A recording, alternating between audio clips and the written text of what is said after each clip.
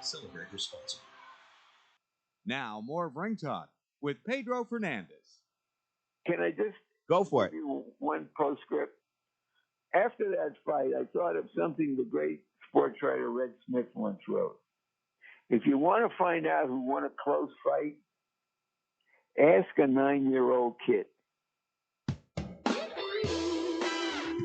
Let's take it from Frisco to Santa Monica and bring in the retired HBO Godfather, Mr. Larry Merchant. Larry, we've done all kinds of stuff today, playing clips from you from 2007, the end of the HBO show. Did you get a chance to listen to those clips yourself?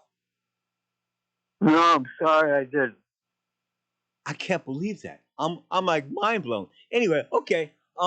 Anyway, let's talk about the end of the HBO Boxing After Dark series, and had a good run, no doubt about that. Of course, the first fight there at the Forum, and then ending, of course, in Atlantic City with Guzman and Soto. Of course, that was the last Boxing After Dark card. I got some questions about HBO, and maybe they might be a little too touchy. But the bottom line is, did HBO start to lose its place in boxing when Seth Abraham decided to depart? Oh, I don't think it was Seth. Anything connected with Seth. He did so much great work. No, that's not what I'm trying to say, Godfather. What I'm trying to say is when he left, I mean, he was the glue holding everything together, I thought. Well, it's an insight that I didn't have. Okay. I guess I was too close to it. But I also think that American boxing was in decline. There weren't as many people watching. When AT&T, I think it was, who bought HBO, the numbers were declining. Yeah. And they decided they were going to go another way. They were going to go the Netflix way. So it had to do with, I think, what's going on in the society, in the culture. Kids, not many kids, I should say, go to gyms anymore. They don't read. Well, that's another matter. You don't have to know how to read to be a good fighter. Okay, that's a good point. That's a good point. I'm just talking about America as a whole because Godfather. When I talk to young kids, and I'm talking with young kids 18 to 35 or 40, their attention span is really short, and they don't like. I mean, if you put something in front of them, they seem to get disassociated with it after about 400 or 500 words. And I like to write. And we used to get paid by the word back in the day, so I used to like to write 1,000-word stories, and nowadays they don't work.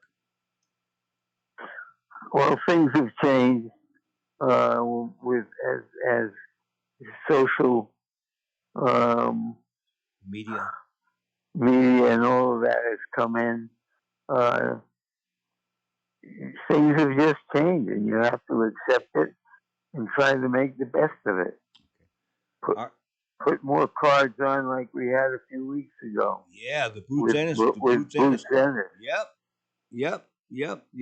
And, speaking of cards, you and I, our favorite guy, Dana White, put on a card last night, and the guy went into the octagon or that cage, whatever, the cage of battle, and he looks like he had a torn Achilles tendon because he nearly, when he took off his slipper, he couldn't stand up on one foot. Okay, so they put this hurt guy in the ring or in the cage last night. The thing lasted less than a minute. $26 million gate. Everybody was a mark. Everybody got took.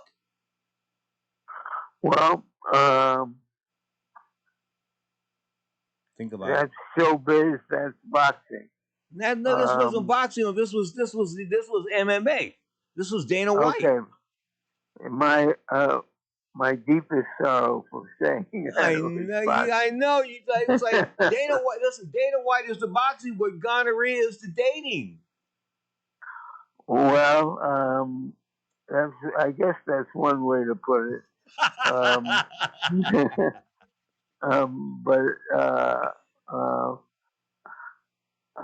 I didn't know what the big deal was about the event.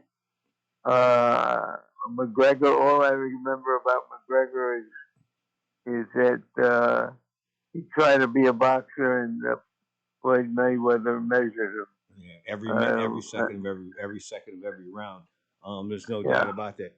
But give them props. They pulled in 26 million people, $26 million gate last night, and that's a record. And you talk about the decline of boxing. You and I talked about this years ago, and that we thought the promoters were dropping the ball by fighting with one another and not working together. But you know what? I think a lot of the oh God, here I go giving the credit again. But I think a lot of that had to do with is during boxing's greatest era there in the '90s and thus forth. Um, Seth Abraham held he was the glue that held all this together. Well, you may be right. I'd have to talk to some people if that was the case. As a journalist, that's the way I saw it. No, it wasn't the way I saw it. The way Okay. I saw it was that our numbers were in decline, which is a reflection of the lesser interest in boxing No, that no, has no, happened. no. And I get that, Godfather. I get that. But what I'm trying to say is that I thought that once Uncle Seth left HBO, that everything started to maybe it was already progressing downhill according to AT&T polls and this that. But well, yes, and also maybe Seth saw what was going on, yeah, and how the boxing was in some decline, and was a reflection of the negotiations he was having, and so on and so forth. what was mind blowing about him, and I'm blowing smoke up his skirt all the time, every chance I get, is that he could get people in the room that hated each other. I mean, guys who would pull guns on one another and kissing that. He'd get them in the same room and they'd work out a deal.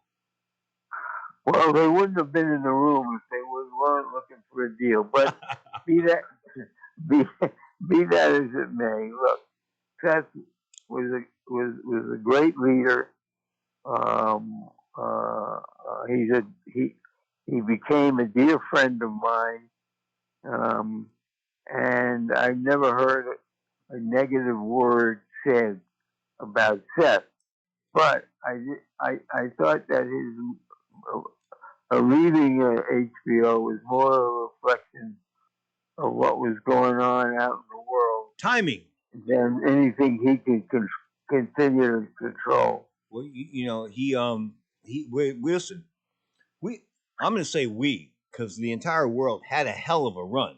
I mean, Yep. it just did from '78 on, and the Holmes Norton fight from that point forward, and '78 on. I mean, HBO just kicked ass, and HBO was boxing. I mean, Showtime they tried to do their things, but for the most part, Showtime got a lot of times the scraps. Look, we had a great run.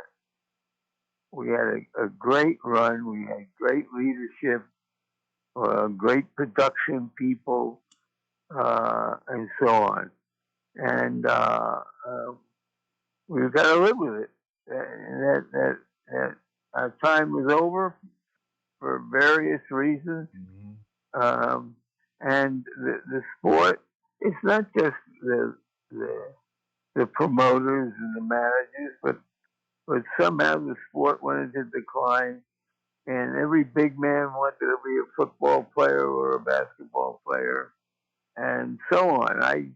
The fact that uh, uh, that the U.S. hasn't had a serious heavyweight contender for years. Yep. Yep. So all of that was collectively what was going on in boxing, and just hope. I think the Brits put on big shows better than our promoters do today. But I think that has to do with the fan base to an extent. They're rabid. Yeah, well, you mean in Britain? Yeah. Yeah, well, that is the case, Hey. and it's not the case here. Okay, but the coolest time, back to Uncle Seth in HBO. The coolest time I ever saw in my life at a boxing match. The coolest thing I ever saw was when we were in London. The Rolling Stones were ringside. Larry Merchant was ringside. I was ringside. and Princess Maid came in on a magic carpet. Remember that? Yep. Holy cow! Hey, well, we could get away with a lot of stuff back in those days. Godfather. I mean, Uh, nothing's ever. Listen, there's never been any ring entrance even close. well, I give credit to other leaders in the group who came up with that idea. It might have been the Brits. It happened in Britain. Man, I Um, mean, I was absolutely. I mean, here's what you were like. It was hypnotizing. I mean, what was going on here? It was like mind blowing. And of course, the Med came down. He beat Prince. He beat Johnny Bungu, I think, of South Africa that night inside the distance. But the bottom line is, of course, that was probably the Prince's coronation. Because from that point forward, things started to go downhill, and he lost to Marco Antonio Barrera. But of all the HBO dates that I remember, I think that was that magic. I can't get. I mean, the Hagler Hearns thing when you and I met, that was something epic. But the bottom line is that ring entrance, entering on the magic carpet. I don't think there's anything that's come close. well, I can't think of anything And that the Rolling Stones was ring. And I Godfather. can't think of it. I can't think of anything that would be in the same arena. No, and this, and Uncle Seth threw a party, and guess who shows up? The Rolling Stones. This was really cool. The Rolling Stones are at a What? party, and I'm wondering why the Rolling Stones are kissing Sean Diddy's ass, or Puff Daddy, you ever call him what you want, but they're kissing his ass, and I was wondering what are they kissing this guy's ass for? So I get in the restroom with Ron Wood, and we're standing side by side, taking care of business, and I said to him, "Why are you kissing Puff Daddy's ass?" He said to me, "Cause he's got the best weed, man." But I couldn't figure. But I couldn't figure out why these guys were like kissing Puff Daddy's ass. Anyway, that was one hell of a day in London. No doubt about that. And I thank HBO for bringing me over there and allowing me to do radio from across the pond. Listen, I had a good little run at HBO as a subcontractor, and I can't. I mean, those were price. Godfather, those were priceless times for me. They were spending time around you and Jim Lampley and Harold Letterman, and God rest his soul. I'm not a God guy, but may he rest in peace. I mean, Harold and me, we were like, yeah, we were tighter than me and you early on. I mean, I miss Harold. Harold was a great guy. Well, Harold was a part of our team, and we had teams of production experts, and we had a team of announcers. Uh, somebody was doing something right, and we had our setbacks here and there, but by and large, HBO was boxing, and for a couple, at least 2 decades. Yep, yep, no doubt about that. Of course. And when did it come? When did HBO say goodbye? When did HBO say goodbye? 2012.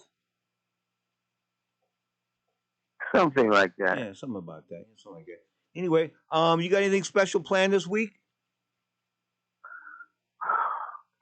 Well, I don't have any medical appointments um, to keep me going, What about the book club? and no, the book club. We take a month off every summer, and the month is Right now. August. Right now. We don't get back together again until early September. Well, I had some plans to go to New York uh, to hang out with some friends, including Seth Abraham. Um, but when the heat wave hit, I sat and had a conversation with myself, and I said, "Larry, do the smart thing for once, and just pass this one by." And I had hotel reservations and plane reservations, and I canceled everything, and thinking about going back in the early fall. when it cools off a little bit. Anyway, Godfather, I love you. Have a good day and a good week, and I hope to see you real soon, of course, before September. But the bottom line is, you are the greatest, without a doubt. And I thank you so much for your time over the years. Thank you. The great Larry Merchant on Sports Byline. You're tuned to Ring Talk Live Worldwide.